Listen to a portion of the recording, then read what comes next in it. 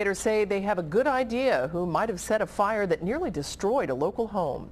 Good evening, everyone. The women and 2 children living in that house were luckily not there at the time of the fire. They spent the night somewhere else because they were worried about their safety. Local 12's Larry Davis joins us live. He's in Middletown to explain what happened, Larry.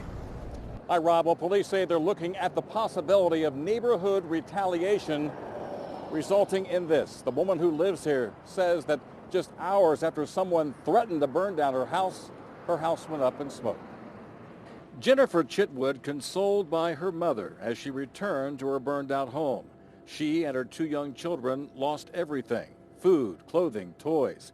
Fire investigators are looking at arson, and Chitwood thinks the neighborhood kids who have been harassing her and making threats for months are responsible.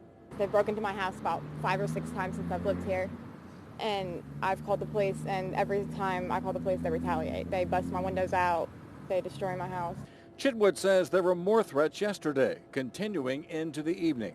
Last night, they all swarmed my house and was shooting my house with pellet guns, and they were throwing flares, like lit flares at my house, telling me they were going to burn my house, kill me and my kids, that we're all dying, we're cop callers. The young mother says it was terrifying. There were some 30 kids outside. She called police for help.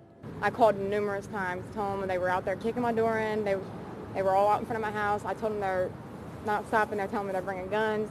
Chitwood's sister convinced her to get her children and leave. I'm really grateful. I have been thanking God all night. I can't imagine if we was in that house. Later, Jennifer Chitwood and her mother returned with her 2 children, 5-year-old Grace and 3-month-old Chase. They're all right, so that's all that matters. It's all right. We'll get better. We'll get new stuff. I don't want to come back to Middletown ever. I don't want to say I hate it, but I hate this town. Even though she has lost her home and everything she owns, Jennifer Chitwood is thankful she and her children survived. I couldn't imagine not having my kids. I cry every time I look at the house, but I think about my kids and how they weren't in there and they're safe. And Rob, earlier today we saw police make 3 separate trips here to this neighborhood. They questioned some people, but went away without taking anybody away. As of right now, at this hour, we understand there have been no arrests made in connection with what happened last night. Jennifer Chitwood says she's just thankful that her sister talked her into leaving just 4 hours before this house went up in smoke. Live in Middletown, Larry Davis, Local 12 News. Rob, back to you. Larry, this sounds almost like terrorism, doesn't it? I mean, this is ridiculous. Yes, it is, Rob. And she says this has been going on since Thanksgiving. And she says she's not the only one who's been targeted.